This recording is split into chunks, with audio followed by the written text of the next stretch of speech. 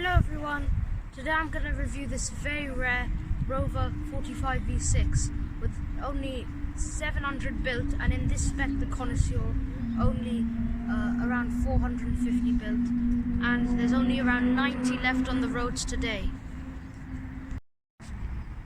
So this is the 45 V6 and as I said, it's very rare.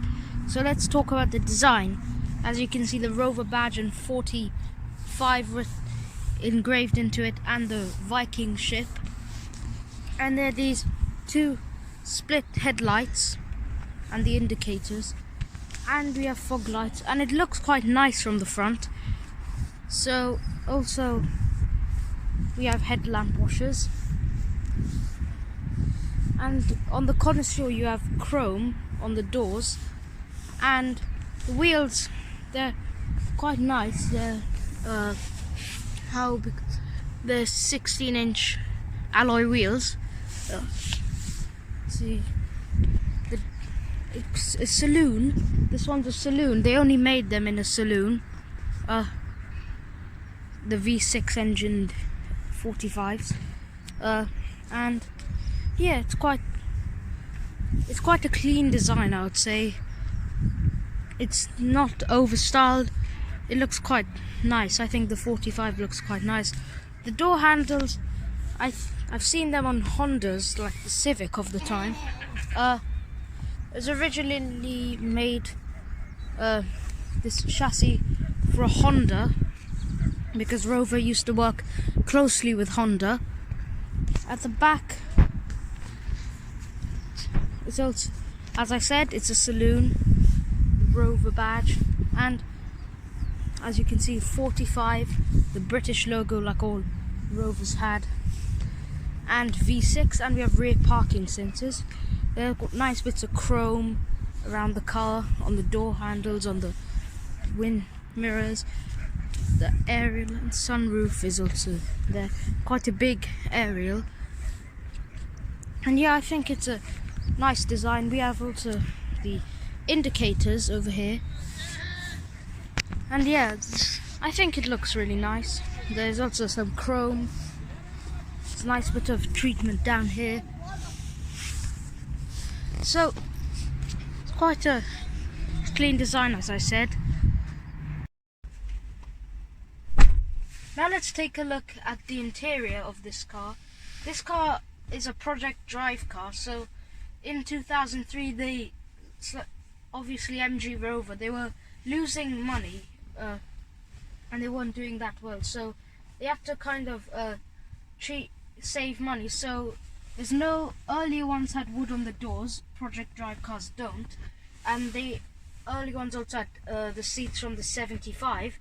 These don't. They're still comfortable, and I might get to review a pre-project drive car with all the wood on the doors also.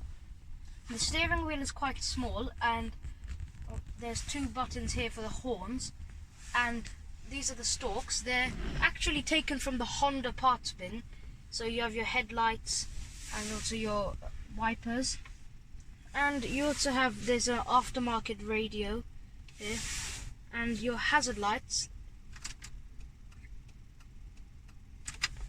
and we also have a 5-speed Jatco automatic transmission. The regular ones, like the 4-cylinder ones, could have a manual or a CVT, but the CVTs, they weren't strong enough for the V6 engine, so there's no manuals. Also, it's quite comfortable. The materials, they're quite good quality. They're not plasticky. The dashboard is also nice. There's a little bit of wood trim here. There's your demister for the back, and you also have heated seats. They're only one stage, but it's still nice to have. It's better than nothing. You have your aircon and recirculation, your fan speed. So it's quite nice, and you also have your glove box. And another thing that's quite cool is that it's a two-tone interior. So we have black seats, black door cards, but we also have this like beigeish, greyish bits of plastic down here and on the center console. So over here there is a center armrest. This does feel a bit flimsy, so I'm going to be gentle with it. There's 2 cup holders. You can remove this out, so if you want extra storage. And the window controls they're quite strange, but they're also a bit quirky. So for the rest of the doors except the driver's door, it's over here on this panel, and there is your lockout for the rear doors. But the driver's door is located over here, which is strange because the passenger door is here. So yeah, it's filled with quite cool touches. Well, they're not really touches, but they're just MG Rover quirks, you would say. You have your mirror controls, leveling, and yeah, the gauges. They're quite easy to read. Your speedometer and your rev counter are there. You also have your front and rear fog lights. So yeah, it's quite basic by modern standards, but for the time it would be very nice also. So yeah, quite a nice cabin. You also have a sunroof. So yeah, as I said, quite a nice cabin. It's quite comfortable also. So obviously, as you can see, Rover's proud of its cars being British. So obviously Rover's a famous British mark.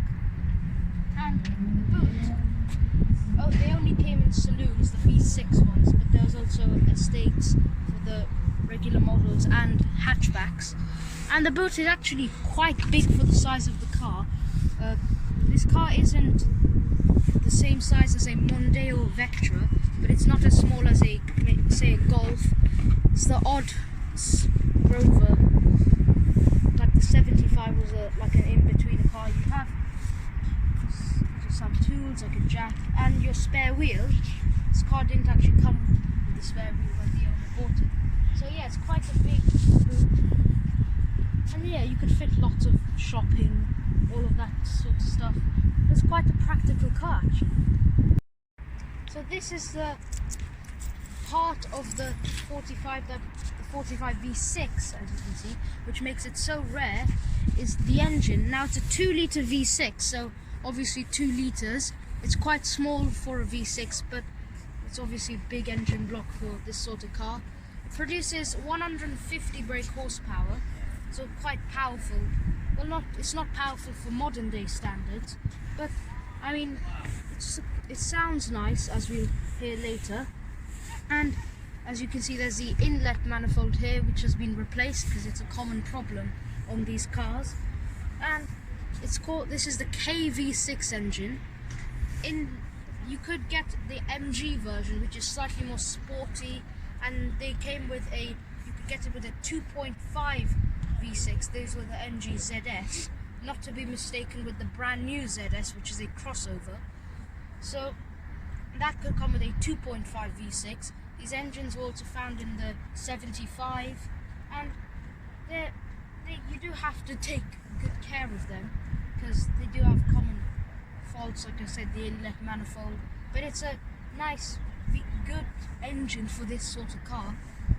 So it's not your average 4-cylinder one, like the K-series 4-cylinder that most of these cars had. There's also a L-series diesel engine available.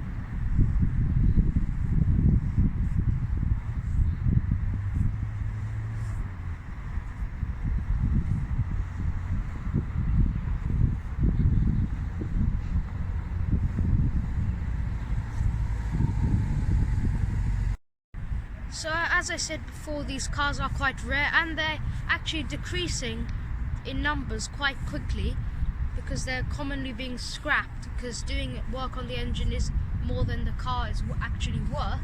So, and they're actually quite cheap to buy. The most you could find is maybe around £1,800 for a really good one. So, but they will probably be a future classic one day, because they're just going down in numbers so quickly and there'll be very few left. This car is owned by Joseph Lloyd from the Lloyd Vehicle Consulting YouTube channel, so a big thanks to him for letting me have his wonderful car. I'm quite impressed by this car. It's quite comfortable, quite practical.